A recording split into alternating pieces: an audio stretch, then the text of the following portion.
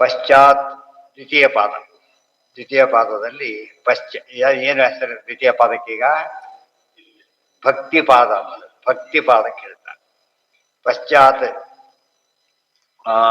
ಅದೃಷ್ಟಿ ಅವಿಜ್ಞಾನ ಕಾಲ ದುಃಖ ಪೃಥಗ್ಭವಾಃ ಸ್ಥಾನಭೇದೋ ವಿರುದ್ಧತ್ವಂ ನ್ಯಾಯಸಾಮ್ಯಂ ಸ್ವತೋಭವಃ ಗುಣಸಾಮ್ಯಂ ಗುಣ ಅಯೋಗಶ್ಚ ತರ್ಕಬಾಧೋ ವಿಲೋಮತ ಜ್ಞಾನಾಭಾವಃ ಪ್ರಲೋಭಶ್ಚ ಯುಕ್ತಯಃ ಪೂರ್ವಪಕ್ಷಗಾಃ. ಇದಿಷ್ಟು ಪೂರ್ವಪಕ್ಷದ ಯುಕ್ತಿಗಳು. ಇದಕ್ಕೆಲ್ಲ ವಿವರಣೆ ನ್ಯಾಯವಿವರಣದಲ್ಲಿ. ಅಶಕ್ಯ ಕರ್ತೃತಾ ಶಕ್ತಿ ಸ್ವತೋ ಅಬೋಧಸ್ತದೈವ ಚ ಸಮಾನ ಕೃತಿ ಸನ್ಮಾನ ವ್ಯವಸ್ಥಾ ಅತ್ಯಲ್ಪತಾಭಾವಃ ವಿಶೇಷ ದೃಷ್ಟಿವಾಕ್ಯೇ ಚ ಪುಂಶಕ್ತಿ ಸುನಿದರ್ಶನಂ ಅಲೌಕಿಕತ್ವಮಾಧಿಕ್ಯಂ ಸ್ವಾತಂತ್ರ್ಯಂ ನಿರ್ಣಯ ಪ್ರಮಾಹ. ಇವಿಷ್ಟು ಕೂಡ ಮೊದಲೆರಡು ಶ್ಲೋಕದೊಳಗೆ ಪೂರ್ವಪಕ್ಷ ಯುಕ್ತಿಗಳ ಸಂಗ್ರಹ. ಮುಂದಿನ ಎರಡು ಶ್ಲೋಕದಲ್ಲಿ ಸಿದ್ಧಾಂತ ಯುಕ್ತಿಗಳು. ಅದಿಷ್ಟನ್ನು ತಿಳಿದ ಮೇಲೆ ಇದು ಭಕ್ತಿ ಏನು ಅಂತ ಗೊತ್ತಾಗುತ್ತೆ. ಅದ್ರಲ್ಲಿ ಬಂದಿದ್ದೇನು ಮುಖ್ಯವಾಗಿ ಬಂದಿರತಕ್ಕಂಥ ಇದರಲ್ಲಿ ದೊಡ್ಡ ಅಂಶ ಅಂತ ಕೇಳಿದ್ರೆ, ಮೊದಲನೇ ಸೂತ್ರ ಇದರಲ್ಲೇನೆ ಅಧಿಕರಣದಲ್ಲೇನೆ ಏನ್ ಹೇಳ್ತಾರೆ, ಜೀವನಿಗೇನಿಲ್ಲ, ನಾವು ಭಕ್ತಿ ಮಾಡೋದಕ್ಕೆ ಏನು ಕಾರಣ? ಮೊದಲು ಭಕ್ತಿ ಮಾಡಬೇಕೀಗ. ಭಕ್ತಿ ಏನು ಬೇಕು? ಯಾವಾಗಲೂ ಜ್ಞಾನ ಬೇಕು. ಎಂಥ ಜ್ಞಾನ ಬೇಕು? ಮಹಾತ್ಮ್ಯ ಜ್ಞಾನ ಬೇಕು. ಮಹಾತ್ಮ್ಯ ಜ್ಞಾನ ತಿಳಿಸ್ಬೇಕೀಗ. ತಿಳಿಸೋದಕ್ಕೋಸ್ಕರ ಏನು ಶುರು ಮಾಡಿದ್ರು? ಸಂಧ್ಯಾಧಿಕರಣ ಅಂತ ಹೇಳ್ತಾರೆ. ಸಂಧ್ಯಾಧಿಕರಣ. ಸಂಧ್ಯಾಧಿಕರಣ ಅಂದ್ರೇನು? ಸಂಧ್ಯಾ ಅಂದ್ರೆ ಸ್ವಪ್ನ. ಯಾತಕ್ಕೆ? ಇನ್ ಬಿಟ್ವೀನ್ ಬರೋದು ಸಂಧಿ ಕಾಲ. ಜಾಗ್ರದ ಅವಸ್ಥೆ ಮುಗಿದಿದೆ, ಸುಷುಪ್ತ ವ್ಯವಸ್ಥೆ ಹೋಗಿಲ್ಲ, ಇನ್ ಬಿಟ್ವೀನ್ ಬರ್ತಾನೆ. ಮೂರು ಅವಸ್ಥೆಗಳು ತ್ರಿಕಾಲ ಸಂಧ್ಯಾ ವಂದನೆ ಆಗೋ ಹಾಗೆ. ಸಂಧ್ಯಾ ಕಾಲದಲ್ಲಿ ಮಾಡಿದಾಗ ಸಂಧ್ಯಾ ವಂದನೆ. ಸಂಧ್ಯಾ ಯಾವತ್ತು ಮಾಡಬೇಕು ಅಂತ ಕೇಳಿದ್ರೆ ಅಲ್ಲೇ ಇದೆ ಸಂಧ್ಯಾ ಕಾಲದಲ್ಲಿ ಮಾಡೋದು ಅಂತ. ಮಾರ್ನಿಂಗ್ ಪ್ರೇಯರ್ ಯಾವಾಗ ಮಾಡಬೇಕು ಅಷ್ಟೇ? ಮಾರ್ನಿಂಗ್ ಮಾಡಬೇಕಷ್ಟೆ. ಇವತ್ತು ಮಾಡೋದೆಷ್ಟು? 10 ಗಂಟೆಗೆ, 11 ಗಂಟೆಗೆ, 12 ಗಂಟೆಗೆ ಈಗೆಲ್ಲ ಮಾಡಿದರೆ ಅದೇನಾಗಲ್ಲ. ಕೆಲವರು ಆ ರೀತಿ ಮಾಡ್ತಾರೆ. ಕೆಲವರು ಪ್ರಾತರ್ ಮಾಧ್ಯಾಹ್ನಿಕ ಸಾಯಂ ಸಂಧ್ಯಾ ಮಹಾಂ ಕರಿಷೆ ಒಟ್ಟಿಗೆ ಮುಗಿಸ್ಬಿಡ್ತಾರೆ. ಒಟ್ಟು ಅದು ಸಂಧ್ಯಾಕಾಲ ಬಂದೇ ಇಲ್ಲ ಆಗ ಇನ್ನೂ ಕೂಡ. ಅಂದರೆ ಮಾಡಿಯೂ ಮಾಡದೇ ಇಲ್ಲ ಸ್ಥಿತಿಗೆ ಹೋಗ್ತಾರೆ. ಮಾಡ್ಲಾರ ಬಿಡ್ಲಾರ. ಇನ್ನು ಆಪತ್ಕಾಲ ಅವನೇನು ಮಾಡ್ಲಿಕ್ಕೆ ಮನಸ್ಸಿಲ್ಲ, ಬಿಡ್ಲಿಕ್ಕೆ ಧೈರ್ಯ ಇಲ್ಲ, ಮಾಡಿ ಪಾಪ ಬರುತ್ತೆ ಅಂತ ಭಯ ಇದೆ. ಆದ್ದರಿಂದ ಕಾಟಾಚಾರಕ್ಕೆ ಮಾಡೋದು ಅಂತ ಹೇಳ್ತಾರಲ್ಲ, ಹಾಗೆ ಅದು ಸರಿಯಾದ ಮಾಡಕ್ ಬರೋದಿಲ್ಲ. ಎಲ್ಲಿ ನಿಮಗೆ ಗ್ಯಾರಂಟಿ ನಾವು ನಾಳೆ ಬೆಳಗ್ಗೆ ಎಲ್ಲೂ ಸ್ಟಾಪೇ ಇಲ್ಲ ಅಂತ ಅನಿಸಿದಾಗ ಬಿಡೋದ್ರ ಬದಲು ಮಾಡ್ಬೋದು. ಅಲ್ಲೂ ಕೂಡ ಮಾನಸಿಕ ಮಾಡೋದಕ್ಕೆ ಅವಕಾಶ ಇದೆ. ಅದು ಆಗದೆ ಇದ್ದವ್ರು ಮಾಡ್ಬೋದು ಅಷ್ಟೇ ಹೊರತು ಸಂಧ್ಯಾಕಾಲಕ್ಕೆ ಅದೇ ಪ್ರಾಶಸ್ತ್ಯ. ಯಾವಾಗ ವಾಸನಾಹ ಸರ್ವವಸ್ತೂನಾಂ, ಇದರಲ್ಲಿ ಏನ್ ಹೇಳ್ತಾರೆ ಮುಖ್ಯ ಅಂದ್ರೆ ನಮ್ಗೆಲ್ಲ ಅನುಭವಕ್ಕೆ ಬಂದಿರತಕ್ಕಂಥ ವಿಚಾರ ಒಂದಿದೆ. ನಮ್ಗೇನ್ ಅರ್ಥ ಆಗ್ಬೇಕು? ಅಸ್ವಾತಂತ್ರ್ಯ ಅರ್ಥ ಆಗ್ಬೇಕು. ಅಸ್ವಾತಂತ್ರ್ಯ ಜಾಗೃತ ಅವಸ್ಥೆಯಲ್ಲಿ ಇದೆ ನಮಗೆ, ಆದ್ರೆ ನಮಗೆ ಭ್ರಮೆ ಜಾಸ್ತಿ ಬರುತ್ತೆ. ನಾನೇ ಮಾಡಿಬಿಟ್ಟೆ ಬರೋ ಚಾನ್ಸಸ್ ಇದೆ. ಆದರೆ ಸ್ವಪ್ನದಲ್ಲಿ ತಿಳ್ಕೊಳ್ಳೋ ಚಾನ್ಸಸ್ ಇಲ್ಲ. ಯಾಕೆ? ಸುಮ್ಮನೆ ನೋಡೋದಷ್ಟೇ ನಮ್ಮ ರೋಲ್, ಏನಿಲ್ಲ ಅಲ್ಲಿ ಏನು. ಅವಾಗ ಅಸ್ವಾತಂತ್ರ್ಯ ಎದ್ದು ಕಾಣುತ್ತೆ. ಒಳ್ಳೆ ಸ್ವಪ್ನ ಬಿಡುತ್ತೆ, ಭಾರಿ ಖುಷಿ ಆಗುತ್ತೆ. ಆದ್ರೆ ನಾವು ಒಳ್ಳೆ ಸ್ವಪ್ನ ನಾವೇ ಬಿಡಿಸ್ಕೊಡೋದಾಗಿದೆ, ದಿವಸ ಅದೇ ಕಾಣ್ತಾ ಇತ್ತು. ದುಸ್ವಪ್ನ ಬೇಡ ಅಂದ್ರೂ ಬಿಡೋದು. ಇಲ್ಲೂ ಬೇಕು ಅಂದ್ರೆ ಸುಖ ಬರೋದಿಲ್ಲ, ಬೇಡ ಅಂದ್ರೆ ದುಃಖ ಬರುತ್ತೆ. ಎಚ್ಚರ ಇದೆ, ಎತ್ತರದಲ್ಲಿದೆ. ಆದರೆ ಅದನ್ನ ಸಾಧನೆ ಕನ್ವರ್ಟ್ ಮಾಡ್ಕೊಳ್ಳೋ ಶಕ್ತಿ ಬರೋದಿಲ್ಲ. ಮಹಾತ್ಮ ಜ್ಞಾನಕ್ಕೆ ಎಂಡ್ ಮಾಡ್ಕೊಳ್ಳೋಕ್ಕಾಗೋದಿಲ್ಲ. ಸ್ವಪ್ನ ಸರಿಯಾಗಿ ಅನಲೈಸ್ ಮಾಡಿದ್ರೆ ಏನಾಗುತ್ತೆ, ಅಲ್ಲಿಗೆ ದೇವ್ರು ಎಷ್ಟು ಮಹಾತ್ಮ ಅಂತ ಗೊತ್ತಾಗುತ್ತೆ. ಅದನ್ನ ಎಕ್ಸ್ಟೆಂಡ್ ಎಲ್ಲಿ ಮಾಡ್ಕೋಬೇಕೀಗ? ಇದಕ್ಕೆ ತರಬೇಕು. ನಿತ್ಯ ಜೀವ ಎದ್ದಾಗಲೂ ಬರಬೇಕು. ಕನಸಲ್ಲಿ ಬಂದ ಒಂದು ಅಸ್ವಾತಂತ್ರ್ಯದ ಅನುಭವ ಎಚ್ಚರದಲ್ಲೂ ಬಂದಾಗ ಏನಾಗುತ್ತೆ ಅವನಿಗೆ? ಆಗ ಅಸ್ವಾತಂತ್ರ್ಯ ಮನವರಿಕೆ ಆದಮೇಲೆ ಸ್ವತಂತ್ರ ಅನ್ವೇಷಣೆ ಮಾಡಿದ್ರು ಹೊಡ್ತಾನೆ. ಇಲ್ದವರೆ ಮಾಡ್ಲಿಕ್ಕೆ ಸಾಧ್ಯ. ತನಗೆ ಆಗೋದಿಲ್ಲ ಅಂತ ಗೊತ್ತಾರದು ಇನ್ನೊಬ್ರು ಅಲ್ಲಿ ಕೇಳೋದು, ಇನ್ನೊಬ್ರಲ್ಲಿ ಯಾವಾಗ ಕೇಳ್ತಾನೆ? ತನಗೆ ಆಗದೆ ಹೋದಾಗ. ಅಸ್ವಾತಂತ್ರ್ಯ ಅಂತ ಗೊತ್ತಾದ್ಮೇಲೆ ಸುಖ ಬೇಕು, ದುಃಖ ಬೇಡ. ಅದು ಸುಖ ಬರ್ತಾ ಇಲ್ಲ, ದುಃಖ ಬರ್ತಾ ಇದೆ. ಅದೇ ದ್ವಾದಶೋತ್ತರ ಹೇಳಿದ್ರು. ಅದು ಬಂದ ಅದಾಗಿ ಬರೋ ಸಂಭವ ಅಂತೂ ಇಲ್ಲ. ಗೊತ್ತಾಯ್ತು. ಜನಗಳಿಗೆ ಕೊಡೋ ಶಕ್ತಿ ಇಲ್ಲ. ಉಳಿದವರು ಅಸ್ವತಂತ್ರರಿಗೆ ಕೊಡೋ ಶಕ್ತಿ ಅವನೇ ಕನಸು ಕಾಣ್ತಾನೆ. ನಮಗೇನು ಹೇಳ್ತಾನೆ? ಯಾರಾಗ್ಬೇಕು ಈಗ? ಅವನು ಸರ್ವೋತ್ತಮನೇ ಆಗ್ಬೇಕು, ಸ್ವತಂತ್ರನೇ ಆಗ್ಬೇಕು. ಇದು ಸಾರಾಂಶ ಇದಿಷ್ಟಕ್ಕೂ ಕೂಡ. ಅಲ್ಲೆಲ್ಲ ಹೇಳಿಬಿಟ್ಟು ಇದಕ್ಕೆ ಡಿಸ್ಕಷನ್ ಮಾಡ್ತಾನೆ. ಸ್ವಪ್ನಾವಸ್ಥೆಯಲ್ಲಿ ವಸ್ತುಗಳು ಕಾಣೋ ಸತ್ಯನೋ ಸುಳ್ಳು ಅಂತ ದೃಷ್ಟಾಂತ ಕೊಡೋದು ಬೇರೆಯವರಲ್ಲ, ಸತ್ಯನೇ. ಉಪಾದಾನ ಕಾರಣ ಯಾವುದು? ಇವೆಲ್ಲ ಪ್ರಶ್ನೆಗಳು ಬರುತ್ತೆ. ಅದಕ್ಕೆಲ್ಲ ಉತ್ತರ ಅಲ್ಲಿ ಕೊಟ್ಟಿದ್ದಾರೆ, ವಿವರಣೆ ಮಾಡ್ತಾ ಇದ್ದಾರೆ. ಸ್ವಯಂಕೃತ ಅಪಿ ತದ್ವ್ಯಾಖ್ಯ ಕ್ರಿಯತೆ ಸ್ಪಷ್ಟತಾರ್ಥದ ಅರ್ಥವನ್ನು ಸ್ಪಷ್ಟ ಮಾಡೋದಕ್ಕೋಸ್ಕರ ಅನುವ್ಯಾಖ್ಯಾನದಲ್ಲಿ ಹೇಳ್ತಾರೆ. ವಾಸನಾಹ ಆ ಯಾವ್ದ ಅದು ಹೇಳಿದ್ದ ಹಿಂದೆ ಆಗಿದೆ ಅದು ಪೂರ್ವ ಪಕ್ಷ ಯುಕ್ತಿ. ಪೂರ್ವ ಪಕ್ಷಿ ಯಾವ ಬೇಸಿಸ್ ಮೇಲೆ ಯುಕ್ತಿ ಟೀಕಾರ ಕೂಡ ಇಲ್ಲಿ ಬರೆಯೋದಿಲ್ಲ ಅದನ್ನ. ಸುಧಾದಲ್ಲಿ ಬರೆದಿಲ್ಲ ಇವರು. ನ್ಯಾಯವರ್ಣದಲ್ಲಿ ಹೇಳ್ತಾರೆ ಆಚಾರ ಅಲ್ಲೇ ನೋಡಿ ಅಲ್ಲಿ ಬರೆದಿದ್ದೇವೆ ಅಂತ ಹೇಳ್ತಾರೆ. ನ್ಯಾಯವರ್ಣ ಅದೇ ಇಷ್ಟೊತ್ತು ನ್ಯಾಯವರ್ಣ ಮತ್ತು ಓದಿದ್ವಲ್ಲ ಅದೆಲ್ಲ ಅದೇ. ಅದು ಯಾವ ಬೇಸಿಸ್ ಮೇಲೆ ಪೂರ್ವ ಪಕ್ಷಿ ಮಾಡ್ತಾನೆ, ಯಾವ ಬೇಸಿಸ್ ಮೇಲೆ ನಾವು ಉತ್ತರ ಕೊಡಬೇಕು. ಅವ್ನು ಹೇಳಿದ ಇಲ್ಲಿ ಹೊಗೆ ಬೆಂಕಿ ಇದೆ ಅಂತ ಹೇಳಿದ. ಯಾವ ಬೇಸಿಸ್ ಮೇಲೆ ಹೇಳ್ತಾನೆ ಅವನೀಗ? ಹೊಗೆ ಬೇಸಿಸ್ ಮೇಲೆ ಹೇಳ್ತಾನೆ. ಅದು ಏನದು ಅವನ ಯುಕ್ತಿ. ಅದು ಇವನು ಹೇಳಿದ ತಪ್ಪು ಹೇಳ್ತಿದ್ದೆ, ಹೊಗೆ ಅಲ್ಲ, ಏನದು ಮಂಜಷ್ಟೇನೆ. ಇದು ಹೋಯ್ತೀಗ ಏನ್ ದೋಷ ತೋರಿಸ್ದಾಗಾಯ್ತು ಅಲ್ಲೀಗ? ಅಸಿದ್ಧಿ. ಅಸಿದ್ಧಿ, ಹೊಗೆನೇ ಇಲ್ಲ. ಇದು ಖಂಡನೆ ಮಾಡ್ಬೇಕಾಗುತ್ತೆ. ಅವನೇನ್ ಹೇಳಿದ ಅಲ್ಲಿ ನೋಡಿ ಏನಿದೆ ಅಲ್ಲಿ ಆರಾಮ ಮಂಜಿದೆ. ಮಂಜಲ್ಲ ಹೊಗೆ. ಅದು ಮಂಜಿಂದ ಏನ್ ತಿಳ್ಕೊಂಡ್ಬಿಟ್ಟಿದ್ದಾರೆ, ಹೊಗೆ ಏನ್ ತಿಳ್ಕೊಂಡ್ಬಿಟ್ಟಿದ್ದಾರೆ. ಬಂದು ಓಡು ಆರಿಸೋಗು ಅಂತ ಹೇಳಿದ. ಯಾಕೆ ಹೆತ್ತು ಏನ್ ಕೊಡ್ತಾನಾಗ ಅಲ್ಲಿ ಹೊಗೆ ಇರೋದು. ಇಲ್ಲಿ ಇಲ್ಲದ ಹೊಗೆ ಹೇಳಿದ, ಅಲ್ಲಿರೋ ಹೊಗೆನೇ ತಿಳ್ಕೊಂಡ. ಅರ್ಥ ಆಯ್ತಾ? ಇದಕ್ಕೆ ಏನಂತ ಕರೀತಾರೆ? ನ್ಯಾಯ ಅಂತ ಕರೀತಾರೆ. ನ್ಯಾಯ ಶಬ್ದಕ್ಕೆ ಅನುಮಾನ ಅಂತ ಮುಖ್ಯಾರ್ಥ. ಅತಿ ಮುಖ್ಯಾರ್ಥ ಹೇತು. ಮೊದ್ಲೇನ ಬಂತೀಗ? ಅಥಾತೋ ಬ್ರಹ್ಮ ಜಿಜ್ಞಾಸ. ಬ್ರಹ್ಮ ಜಿಜ್ಞಾಸೆಯನ್ನು ಮಾಡಿ. ಯಾತಕ್ಕೆ? ಉಳಿದ ಯಾರ ಜಿಜ್ಞಾಸೆಯಿಂದನೂ ನಮ್ಮ ಸಂಸಾರ ಪರಿಹಾರ ಆಗೋದಿಲ್ಲ, ಆದ್ರಿಂದ ಮಾಡಿ. ಅವನು ಯಾರು? ಇಲ್ಲ, ಎಲ್ಲಿದ್ದಾನೆ ಅಂದ್ರೆ ಜನ್ಮಾದ್ಯಸ್ಯ ಯತಃ. ಆ ಜನ್ಮಾದ್ಯಸ್ಯ ಯಥ ಅರ್ಥ ಆಗುತ್ತೆ. ಇದೆಲ್ಲ ಜನ್ಮಾದಿಗಳ ದೇವರಿಂದ ಆಗತ್ತೆ ಅಂತ ಯಾಕೆ ಹೇಳಬೇಕು? ಪ್ರಕೃತಿಯಿಂದ ಆಗತ್ತೆ ಅಂತ ಯಾಕೆ ಹೇಳಬಾರ್ದು? ನಾವೇ ಮಾಡ್ತೀವಿ ಅಂತ ಯಾಕೆ ಹೇಳ್ಕೋಬಾರ್ದು? ಅದಕ್ಕೆಲ್ಲ ಉತ್ತರ ಕೊಡ್ತಾರೆ. ಆ ಯುಕ್ತಿಗಳಿಂದ ಸಮ್ಮಪ್ ಮಾಡಿದ್ದೆ ಯುಕ್ತಿಮಾಲ ಅಂತ ಹೆಸರು. ಯುಕ್ತಾಯ ಯುಕ್ತಿಮಾಲಾಯ ಪ್ರೋಕ್ತಾಯ ಸ್ವಚ್ಛಾತ್ಮನಃ ವ್ಯಕ್ತಂ ಚಕ್ರೇ ವಿವರಣಂ ಕವೀಂದ್ರೈರಪಿ ದುಷ್ಕರ. ಅನುವ್ಯಾಖ್ಯಾನ ಬರೆದು ಈ ಭಾಗ ಮತ್ತೊಂದು ಗ್ರಂಥ ಬರೋದು ಆಚಾರ್ಯ. ಗೊತ್ತಾಯ್ತಾ? ಅದರಿಂದ ಅಲ್ಲಿ ವಿಸ್ತಾರವಾಗಿ ಹೇಳಿರೋದ್ರಿಂದ ಬೇಕಿಲ್ಲ. ಅದು ಹೇಳಿದ್ರೆ ಇಡೀ ಅದು ಗೊತ್ತು. ಇಷ್ಟು ಅರ್ಥ ಮಾಡ್ಕೊಂಡ್ಮೇಲೆ ಆಚಾರ್ಯರು ಉಳಿದೆಲ್ಲ ಕೂಡ ಹೇಳಿದ್ದಾರೆ ಅಂತ ಅರ್ಥ ಆಯ್ತು. ಎಕ್ಸ್ಪ್ಲನೇಷನ್ ಇಷ್ಟು ಕೊಟ್ಟರು, ಯುಕ್ತಿ ಅರ್ಥ ಆಗ್ಲಿಕ್ಕೋಸ್ಕರ ಅದು ಮಾತ್ರ ಸಂಗ್ರಹ ಮಾಡಿ. ವಾಸನಾಹ ಸರ್ವವಸ್ತೂನಾಂ ಅನಾದಿ ಅನುಭವಾಗತಾಃ ಸಂತೇವ ಅಶೇಷ ಜೀವಾನಾಂ ಅನಾದಿ ಮನಸ್ಸಿ ಸ್ಥಿತಾಃ. ಪ್ರಶ್ನೆ ಏನೀಗ? ಕನಸು ಕಂಡಾಗ ಎಲ್ಲಿಂದ ಸೃಷ್ಟಿ ಆಯಿತು ಅಂತ ಪ್ರಶ್ನೆ. ಎಲ್ಲಿಂದನಾಗಿಲ್ಲ ಅಂದ್ರೆ ಸುಳ್ಳು ಅಂತ ಅವ್ರ ವಾದ. ಇಲ್ಲ, ಇದೆ. ಉಪಾದಾನ ಕಾರಣ ಒಂದು ಬೇಕು. ಗಡಿಗೆ ಮಾಡ್ಲಿಕ್ಕೆ ಏನು ಬೇಕೀಗ? ಮಣ್ಣು ಬೇಕು. ಬಟ್ಟೆ ಮಾಡ್ಲಿಕ್ಕೆ ಏನು ಬೇಕು? ನೂಲು ಬೇಕು. ಗೊತ್ತಾಯ್ತಾ? ನೂಲಿನಿಂದ ಮಾಡ್ತಾರೆ. ಇಲ್ಲೇನಿದೆ? ಏನು ಇಲ್ಲೇ ಇಲ್ವಲ್ಲ. ಅದು ಸರೋವರಕ್ಕೆ ನಾವು ಮಲಗಿದ್ದೇವೆ. ಸರೋವರ ನಾವೆಲ್ಲ ಮುಳ್ಕೊಂಡು ಹೋಗ್ಬೇಕಾಯ್ತು. ಆಗಿಲ್ಲೇನು ಇಲ್ಲ. ಈಗ ಎಲ್ಲಿಂದ ಕಾಣ್ತ? ಸುಳ್ಳು ಅಂತ ಹೇಳಿ.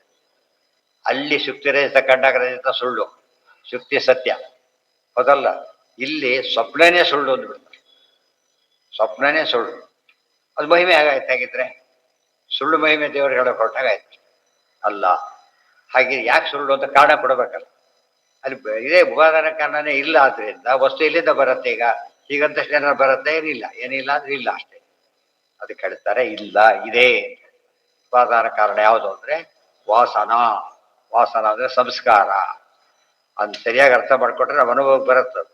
ಸರ್ವ ವಸ್ತೂನಾಂ ಅನಾದಿ ಅನುಭವಾಗತಾಃ. ಅನಾದಿ ಕಾಲದಿಂದ ಜೀವ ಏನಿದ್ದಾನೆ ಅನೇಕ ವಸ್ತುಗಳನ್ನು ಕಂಡುಬಿಟ್ಟಿದ್ದಾನೆ. ಆ ಅಲ್ಲಿ ಕಂಡ ವಸ್ತುಗಳ ಸಂಸ್ಕಾರ ಉಳ್ಕೊಂಡ್ಬಿಟ್ಟಿದೆ ಒಳಗಡೆ. ಆ ಸಂಸ್ಕಾರವೇ ಏನಿದು? ಉಪಾದಾನ ಕಾರಣ. ಸಂಸ್ಕಾರವೇ ಉಪಾದಾನ ಕಾರಣ. ಆದ್ರಿಂದ ಏನಿಲ್ಲ, ಉಪಾದಾನ ಇಲ್ಲ ಅಂತ ಹೇಳಬಾರದು. ಉಪಾದಾನ ಇದೆ. ಸೊ ಮಣ್ಣಿದೆ, ಇನ್ನು ಗಡಿಗೆ ಮಾಡ್ಲಿಕ್ಕೆ ಯೋಚನೆ ಇಲ್ಲ. ಅರ್ಥ ಆಯ್ತಾ? ಇವತ್ತು ನಾವು ಮಣ್ಣು ಕೊಟ್ಟು ನೀರು ಕೊಟ್ಟರು ಗಡಿಗೆ ಮಾಡ್ಲಿಕ್ಕೆ ಬರುತ್ತಾ? ಯಾಕೆ? ಕುಂಬಾರಿಕೆ ನಮಗೆ ಗೊತ್ತಿಲ್ಲ. ಅಂದ್ರೆ ಇವೆಲ್ಲ ವಾಸನ ನಾವೇ ನಮ್ಮಲ್ಲೇ ಇದ್ರು ಕೂಡ ಮಾಡ್ಕೊಳ್ಳೋಕೆ ಬರೋದಿಲ್ಲ. ತನ್ನಲ್ಲೇ ರೋಗ ಇದ್ರು ಡಾಕ್ಟರ್ ಹತ್ರ ಹೋಗೋದಿಲ್ಲ. ಡಾಕ್ಟರ್ ಹತ್ರ ರೋಗ ಇದೆ, ಇವ್ರ ಹತ್ರ ರೋಗ ಇದೆ. ಮತ್ತೆ ಕೇಳಕ್ಕೆ ಅಲ್ಲಿ ಯಾಕೆ ಹೋಗ್ಬೇಕು? ಗೊತ್ತಿಲ್ಲ ಅಂತ. ತನ್ನ ದೇಹದ ಬಗ್ಗೆ ಹೇಗೆ ಗೊತ್ತಿರೋ ಮನಸ್ಸಿನ ಇವೆಲ್ಲ ಡಂಪ್ ಆಗೋದು ಎಲ್ಲಿ? ಮನಸ್ಸಲ್ಲಿ ಡಂಪ್ ಆಗುತ್ತೆ. ಮನಸ್ಸೇ ಇದೆ ಎಲ್ಲದಕ್ಕೂ ಮೂಲ ಆಶ್ರಯ. ಒಂದು ಸ್ಕ್ರೀನ್ ಬೇಕಲ್ಲ ಚಿತ್ರಕಾರನಿಗೆ. ಆ ಸ್ಕ್ರೀನ್ ಯಾವುದು? ಮನಸ್ಸೇ ಸ್ಕ್ರೀನ್. ಸಂಸ್ಕಾರಗಳೆಲ್ಲ ಡಂಪ್ ಆಗಿದೆ, ಅದನ್ನೇ ತೋರಿಸ್ತಾರೆ. ಇವತ್ತು ಕ್ಯಾಮರಾಮನ್ ಬಂದ, ಫೋಟೋ ತೆಗೆದ, ಹೊರಟುಬಿಟ್ಟ. ಇವ್ರು ಹೊರಟೋಗ್ಬಿಟ್ಟ. ಅವ್ರು ಫೋಟೋ ಕೊಡೋದು ಇಲ್ಲ, ತಗೊಳ್ತೇನೆ ನಾನು ಹೋಗ್ಬಿಡ್ತೇನೆ, ಎಲ್ಲಿ ಕೊಡ್ತೀನಿ ಅಂತ ಕೇಳ್ತಾನೆ. ಇದರಲ್ಲಿದೆ. ಯಾವುದರಲ್ಲಿದೆ? ಫಿಲ್ಮ್ನಲ್ಲಿ ಸ್ಟೋರ್ ಆಗಿದೆ. ಇವ್ ನೋಡೋದಕ್ಕೆ ಏನೋ ಇರುತ್ತೆ ಟಕ್ ಅಂದ್ ಅಷ್ಟೇನೆ ಇಷ್ಟಕ್ಕೆ ಬಂದೋಯ್ತು, ಅದು ಇಂಪ್ರೆಷನ್ ಬಂದೋಯ್ತು. ಇಂಪ್ರೆಷನ್ನೇ ಏನಂತ ಕರೀತಾರೆ? ಸಂಸ್ಕಾರ. ಅರ್ಥ ಆಯ್ತಾ? ಆ ಸಂಸ್ಕಾರದಿಂದ ಸೃಷ್ಟಿ ಮಾಡೋದಕ್ಕೆ ಯಾರಿಗೂ ಬರೋದಿಲ್ಲ, ಇಬ್ಬರು ಮಾತ್ರ ಮಾಡ್ತಾರೆ. ವಾಯುದೇವರ ರೋಲ್ ಇದೆ ಅಲ್ಲಿ, ಹರಿವಾಯುಗಳ ರೋಲ್ ಇದೆ. ಅವ್ರ ರೋಲ್ ಇಲ್ಲದೆ ಅವ್ರ ಅವಸ್ಥೆ ಇಲ್ಲ. ಉಳಿದವ್ರಿಗೆ ನೋ ಎಂಟ್ರಿ, ಉಳಿದವ್ರಿಗೆ ನೋ ಎಂಟ್ರಿ. ಅವರಿಬ್ರು ಇದ್ದಾರೆ. ಅವ್ರು ರುದ್ರದೇವರು ಇದ್ದಾರೆ, ಅವ್ರು ಪ್ಯಾಸಿವ್ ಆಗಿದ್ದಾರೆ. ಸೃಷ್ಟಿ ಮಾಡೋದು ಇವರು, ಅವರಲ್ಲ. ಹಾಗೆ ಅವರೇ ಕನಸು ಕಾಣ್ತಾರೆ, ರುದ್ರದೇವರೇ ಕನಸು ಕಾಣ್ತಾರೆ. ಎಲ್ಲಿ ಬಂದಿದೆ ಅದು? ಅಶ್ವತ್ಥಾಮಾಚಾರ್ಯ ಕನಸು ಕಾಣ್ತಾ ಇದ್ರು ದಿವಸ ಯುದ್ಧ ಶುರುವಾಗಿದ್ದ. ಅವ್ರ ತಂದೆನ ಯಾವಾಗ ಕಳ್ಕೊಂಡ್ರು ಅವತ್ತಿಂದ ದಿವಸ ಕನಸು ಬಿಡ್ತಾ ಇತ್ತು. ರಾತ್ರಿಯಲ್ಲಿ ಯಾರೋ ಬಂದ ಹಾಗೆ, ಗೊತ್ತಾಯ್ತಾ, ಮೈಮೇಲೆ ಕೂತಾಗೆ, ನೇಣು ಹಾಕಿದಾಗೆ, ಇದೆಲ್ಲ ಕಾಣಿಸ್ತಾ ಇತ್ತು. ಆಮೇಲೆ ಅಶ್ವತ್ಥ ಅವರು ಬಂದ್ರೆ ಆಕ್ಚುಲಿ ತಾವೇ, ಅದು ಯಾರು ಅಂತ ಗೊತ್ತಾಗಿದ್ದಿಲ್ಲ ಅವ್ರಿಗೆ. ಅದು ಕಂಡು ಓಹೋ ಇದಾ ಅರ್ಥ ಅನ್ಕೊಂಡಿರೋದು. ಅಂದ್ಮೇಲೆ ಅವ್ರ ರೋಲ್ ಇಲ್ಲ ಅದ್ರಲ್ಲಿ. ಅರ್ಥ ಆಯ್ತಾ? ಅಂದ್ರೆ ಪ್ಯಾಸಿವ್ ರೋಲ್ ಇದೆ, ಆಕ್ಟಿವ್ ರೋಲ್ ಇಲ್ಲ. ಆಕ್ಟಿವ್ ರೋಲ್ ಇರ್ಬಿಡದೆ, ಸ್ವತಂತ್ರ ರೋಲ್ ದೇವರು ಒಂದೇ, 3 ಭಾಗ ಇದೆ. ಅದನ್ನೆಲ್ಲ ತಿಳಿಸ್ತಾ. ಇದೆಲ್ಲ ಸೈಕಾಲಜಿಸ್ಟ್ ಓದ್ಬೇಕು, ಸ್ವಪ್ನದ ಕಾನ್ಸೆಪ್ಟ್ ಆಗಿರುತ್ತೆ ಅಂತ ಹೇಳೋದಕ್ಕೆ ಸೈಕಾಲಜಿ ಗೊತ್ತಿದ್ದವ್ರಿಗೆ ನೀಟಾಗಿ ಅರ್ಥ ಆಗುತ್ತೆ. ಯಾವ್ದು? ಹಾ, ನೀನೇ ಹೇಳುತ್ತ ಅಭೇದ ಸಂಬಂಧ, ವೇದ ಸಂಬಂಧ. ಅಭೇದ ಸಂಬಂಧ ಸೂಕ್ತ ಇದರಲ್ಲಿ ಇರಬೇಕಾಗಿತ್ತು. ವೇದ ಸಂಬಂಧ ಉದಾಹರಣೆಗೆ ಇವು ಸೀಮೆ ಎಣ್ಣೆ ಮುಟ್ಟಿದ, ಕೈ ತೊಳ್ಕೊಂಡ, ಇನ್ನು ಏನಿದೆ ಅಲ್ಲಿ? ವಾಸನೆ. ಊಟ ಕೊಡ್ತಾನೆ ಹೋಗಿ, ಎಣ್ಣೆ ತೊಳ್ಕೊಂಡು ಆಗ್ಬಿಟ್ಟಿದೆ. ಈಗ ಎಣ್ಣೆ ಇಲ್ಲ, ಏನಿದೆ? ವಾಸನೆ ಉಳ್ಕೊಂಡಿದೆ. ಹಾಗೆ ಎಷ್ಟೊತ್ತಿರುತ್ತೆ ವಾಸನೆ? ಅದು ಸ್ವಲ್ಪ ಹೊತ್ತಿರುತ್ತೆ, ಆಗಲೇ ಹೋಗಲ್ಲ. ಸೊ ಇಟ್ ಟೇಕ್ಸ್ ಟೈಮ್ ಅಷ್ಟೇ. ಅದು ಹಾಗೆ ಮುಕ್ತಿಗೆ ಹೋದ ಯಾವ ಅವಸ್ಥೆ ಇರೋದೆ ಅಲ್ಲಿ ಮುಕ್ತಿಯಲ್ಲಿ ಸ್ವಪ್ನಾವಸ್ಥೆ ಇಲ್ಲ. ಯಾತಕ್ಕೆ?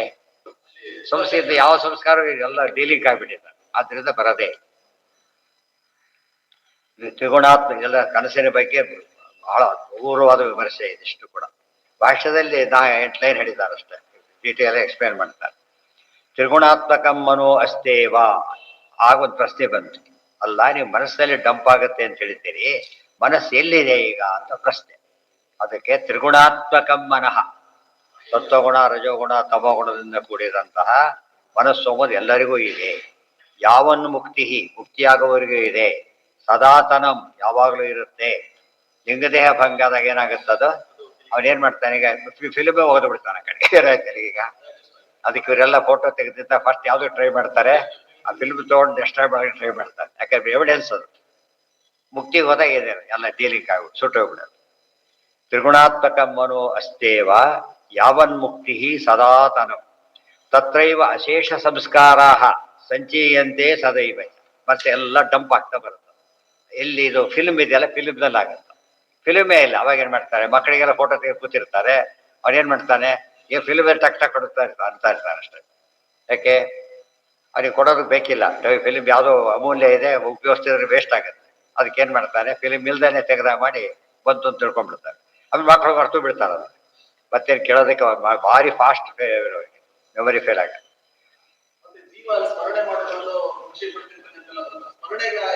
ಅದು ಬೇರೆ, ಆ ಸಂಸ್ಕಾರ ಬೇರೆ. ಈ ಮನಸ್ಸು ಹೇಗೆ ನೋಡುತ್ತೆ? ಈಗ ಉದಾಹರಣೆಗೆ ಸ್ಪೆಕ್ಸ್ ಹಾಕಿದ್ದೆ ಗೊತ್ತಾಗಿಲ್ಲ, ಅದರಿಂದ ಏನಾಗುತ್ತೆ? ಅವನಿಗೆ ಎಂಜಾಯ್ ಮಾಡೋದು ಮಾತ್ರ, ಕುಡಿದು ಬರೋದಿಲ್ಲ. ಎಂಜಾಯ್ ಮಾಡೋದು ಮಾತ್ರ ಬರುತ್ತೆ, ಬೇರೆದು ಬರೋದಿಲ್ಲ. ಅರ್ಥ ಆಯ್ತಾ? ಹಾಗೆ ಸಮಸ್ಯೆ ಬರೋದಿಲ್ಲ. ಅದು ಯಾವ ರೀತಿ ಬರುತ್ತೆ? ಅದು ಲಿಂಕ್ ಇಲ್ಲ ಅದಕ್ಕೆ. ಫೋಟೋ ತಾನು ನೋಡ್ತಾನೆ ಈಗ, ಇದರಲ್ಲಿ ಏನಿಲ್ಲ, ಅದರಲ್ಲಿ ಯಾವ ಇನ್ವಾಲ್ವ್ಮೆಂಟು ಇಲ್ಲ. ಆ ರೀತಿ ನೋಡ್ತಾನೆ. ಅವಾಗ ಏನಾಗೋದಿಲ್ಲ? ದುಃಖ ಆಗೋದಿಲ್ಲ. ಇದ್ರಲ್ಲಿ ದುಃಖ ಆಗ್ತದೆ. ಅದು ಮುಂದಿನ ಪ್ರಶ್ನೆ. ಅದು ಕೆಲವು ಕನಸು ಹೇಗಿರುತ್ತೆ ಅಂದ್ರೆ ನಿಜಕ್ಕಿಂತ ಜೋರಾಗಿರುತ್ತೆ. ಗೊತ್ತಾಯ್ತಾ? ನಿಜವಾಗಿ ಏನು ಹಾಗೇ ಬಿಡ್ತಾರೆ ಅಷ್ಟು ಬಡ್ಡಿ. ಅದೇನಾಗಿರುತ್ತೆ? ಸ್ಪಷ್ಟತೆ ಸಾಮಾನ್ಯವಾಗಿ ಕಡಿಮೆ, ಅದು ಕೆಲವು ಮಾತ್ರ. ಯಾವುದು ಸ್ಪಷ್ಟತೆ ಜಾಸ್ತಿ ಇರುತ್ತೋ ಅದು ಫಲ ಕಾಣಿಸುತ್ತೆ. ಅರ್ಥ ಆಯ್ತಾ? ಈಗ ಸ್ಪಷ್ಟತೆ ಎಲ್ಲಿರುತ್ತೋ ಆ ರೀತಿ ನಡೆಯುತ್ತೆ ಸಾಮಾನ್ಯವಾಗಿ. ಇಲ್ಲದೆಲ್ಲ ಮೂಢ ಸಂಸ್ಕಾರಗಳು ಅದೇ ಎಲ್ಲಿ ಹೇಳ್ತಾರೆ. ಈಗ ಸಂಚೀಯಂತೆ ಸದೈವಚ, ಎಲ್ಲವೂ ಅಲ್ಲಿ ಸಂಚೀಯಂತೆ. ಸಂಚಯ ಅಂದ್ರೆ ಏನು? ಕೂಡೋದು ಅಂತಾರೆ. ಎಲ್ಲ ಕೂಡ್ಕೊಂಡು ಒಂದ್ ಕಡೆ ಡಂಪ್ ಆಗೋದು ಅಂತ ಒಂದ್ ಕಡೆ. ಸೂಕ್ಷ್ಮತ್ವೇನ ಲಯೇ ಸಚ್ಚ ಪ್ರಾಕೃತೈರುಪಚೀಯತೆ. ಸೂಕ್ಷ್ಮತ್ವೇನ ಲಯೇ ಸಚ್ಚ ದೇಹಕಾಲದೊಳಗೆ ಸೂಕ್ಷ್ಮವಾಗಿರುತ್ತೆ. ಪ್ರಕೃತಿ ಬಂದಾಗ ದೊಡ್ಡದಾಗುತ್ತೆ. ಚಿಕ್ಕ ಗಡ್ಲೆ ಬೀಜ ನೆನೆಸಿದ ತಕ್ಷಣ ಏನಾಗುತ್ತದು? ದಪ್ಪ. ಅದೇ ಉಪಚಯ ಅಂತ. ಹರಿಕಥಾಂಸಾಲ ಹೇಳ್ಬೇಕಾದ್ರೆ ಭೋಜನ ಸುಭಾಗ ಸಂಧಿಯಲ್ಲಿ ಊಟ ಮಾಡ್ತೇವೆ. ಏನು ಉಪಯೋಗ? ಸಂಹನನಕ್ಕೆ ಉಪಚಯ. ಸಂಹನನ ಅಂದ್ರೆ ದೇಹ, ಉಪಚಯ ಅಂದ್ರೆ ಬೆಳೆಯೋದು. ಗೊತ್ತಾಯ್ತಾ? ಇದು ಅದು ಬೆಳವಣಿಗೆಗೂ ಕಾರಣ, ಇದಕ್ಕೂ ಕಾರಣ. ಬೆಳವಣಿಗೆ ನಿಂತ ಮೇಲೆ ಯಾವ್ದಕ್ಕೆ ಕಾರಣ? ಅದು ಮೇಂಟೆನೆನ್ಸಿ ಬೇಕು. ಫುಡ್ ಯಾವ್ದಕ್ಕೆ ಬೇಕು ಅಂದ್ರೆ ಮೇಂಟೆನೆನ್ಸಿ. ಉಪಚಯ ಅಂದ್ರೆ ಇರೋದನ್ನ ಮೇಂಟೈನ್ ಮಾಡೋದು ಅಷ್ಟೇ. ಆದ್ರಿಂದ ಮಕ್ಕಳಿಗೆ ಜಾಸ್ತಿ ತಿಂತಾರೆ ಸಾಮಾನ್ಯ. ಎರಡು ಕೆಲಸ ಆಗ್ಬೇಕಲ್ಲ, ಬೆಳವಣಿಗೆ ಆಗಬೇಕು, ಇದು ದೇಹನೂ ಬೆಳಿಬೇಕು, ಸಸ್ಟೇನ್ ಆಗ್ಬೇಕು, ಮೇಂಟೈನು ಆಗ್ಬೇಕು. ಆಮೇಲೆ ಇಲ್ಲ ಏನ್ ಸಾಕೋದಕ್ಕೆ, ಬರೀ ಮೇಂಟೆನೆನ್ಸ್ ಅಷ್ಟೇ. ಅದರಿಂದ ಆಹಾರ ಕಡಿಮೆ ಆಗುತ್ತೆ. ಅಬ್ಸರ್ವ್ ಮಾಡಿದ್ರೆ ಅದೇ ತಿನ್ಬೇಕು ಅಂತ ಹೊರಟ್ರೆ ಅದು ಗೊತ್ತಾಗೋದಿಲ್ಲ ಹೆಚ್ಚು ಕಡಿಮೆ ಆಗಿ. ಅದರಿಂದ ಅಪಾಯ ಕಾರಣ. ಅವ್ರ ಸಾಮಾನ್ಯ ಜೀರ್ಣ ಶಕ್ತಿ ಯಾತಕ್ಕಾಗತ್ತೆ ಅಂದ್ರೆ ಬೇಕು, ನೆಸಿಟಿ ಇರೋದ್ರಿಂದ ಬೇಗ ಡೈಜೆಸ್ಟ್ ಆಗುತ್ತೆ. ನೆಸಿಟಿ ಇಲ್ಲ ಅದರಿಂದ ಡಂಪ್ ಆಗುತ್ತೆ.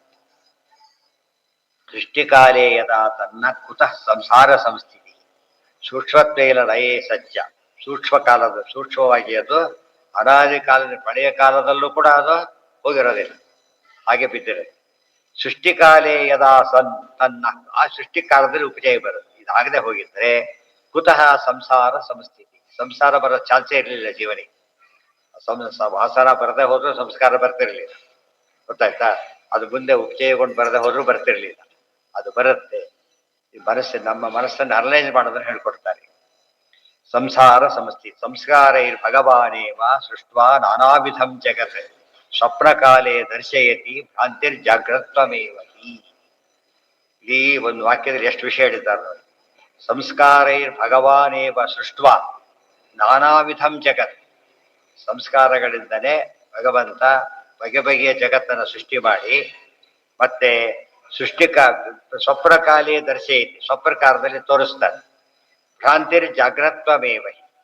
ಆದರೆ ಸ್ವಪ್ನ ಸತ್ಯ. ಮತ್ತೆ ಭ್ರಮೆ ಏನ? ಸ್ವಪ್ನದಲ್ಲಿ ಕಂಡ ದುಡ್ಡಿಲ್ಲ, ಸ್ವಪ್ನದಲ್ಲಿ ಕೊಟ್ಟಂತ ಯಾವುದೋ ಒಂದು ಕಾಯಿನಿಲ್ಲ. ಯಾಕಿಲ್ಲ ಅಂದ್ರೆ ಹೊರಗಿನ ಕಾಯಿನ ತಿಳ್ಕೊಂಡು ಭ್ರಾಂತಿ. ಗೊತ್ತಾಯ್ತು? ಡಿಡಿನೇ ದುಡ್ಡು ಅಂತ ತಿಳ್ಕೊಂಡ್ರೆ ಭ್ರಾಂತಿ ಯಾವುದಲ್ಲ. ಡಿಡಿ ಆಕ್ಚುಲಿ ಏನದು? ಪೇಪರ್ ಅಷ್ಟೇ, ಎಂಟ್ರಿ ಮಾಡಿದ್ದಾರೆ, ಬೆಲೆ ಇದೆ. ಅದನ್ನೇ ದುಡ್ಡು ಅಂತ ತಿಳ್ಕೊಂಡ್ರೆ ಹಾಗೆ ಇಟ್ಕೊಂಡ್ಬಿಟ್ರೆ ಕತೆ ಮುಗೀತು. 3 ತಿಂಗಳಾದ್ಮೇಲೆ ಅದು ಇನ್ವ್ಯಾಲಿಡ್. ಏನ್ ಮಾಡಿದ್ರೆ ಅವ್ರು ಕೊಡಬಾರ್ದು, ಅವ್ರು ಕೊಡೋದು ಇಲ್ಲ. ಅಲ್ಲಿವರೆಗೂ ಆಮೇಲೆ ಪೇಪರ್ ಅಷ್ಟೇ. ಅಲ್ಲಿವರೆಗೂ ಏನದ ಅಷ್ಟೇ. ನೋಟುಗಳು ಹಾಗೇನೆ. ಅದು ಬಂಗಾರ ಇರುತ್ತೆ, ಅದಕ್ಕೆ ಬ್ಯಾನ್ ಇಲ್ಲ. ಯಾಕೆ? ಮೆಟೀರಿಯಲ್ ವ್ಯಾಲ್ಯೂ ಇದೆ. ಮೆಟೀರಿಯಲ್ ವ್ಯಾಲ್ಯೂ ಪೇಪರ್ ಅಷ್ಟೇ. ಅದು ಮೆಟೀರಿಯಲ್ ಪೇಪರ್ ಅಷ್ಟೇ, ಏನಿಲ್ಲ. ಅಲ್ಲಿ ಸುವರ್ಣ ಆದ್ರೆ ಮೆಟೀರಿಯಲ್ ವ್ಯಾಲ್ಯೂ ಸಿಗೋದೇ ಇಲ್ಲ. ಅದಕ್ಕೆ ಯಾವ ಕಾಲಕ್ಕೂ ಏನಿದೆ, ಬೆಲೆ ಹೆಚ್ಚಾಗತ್ತೆ, ಕಡಿಮೆ ಆಗೋದೇ ಇಲ್ಲ, ಹೆಚ್ಚಾಗ್ತಾ ಹೋಗುತ್ತೆ. ಸುವರ್ಣ ಶಾಸ್ತ್ರ ಆದ್ರಿಂದ ಶಾಸ್ತ್ರ ಏನ್ ಮಾಡುತ್ತೆ, ಬೆಲೆ ಹೆಚ್ಚುತ್ತೆ ಹೊರತು ಕಡಿಮೆ ಆಗೋದೇ ಇಲ್ಲ. ಅದೃಷ್ಟೇ ಚಾತುರ್ತೆ ಅಲ್ಲಿ ಇರಲಿ. ನಾಳೆ ಮುಂದಿನ ಪಾಠ.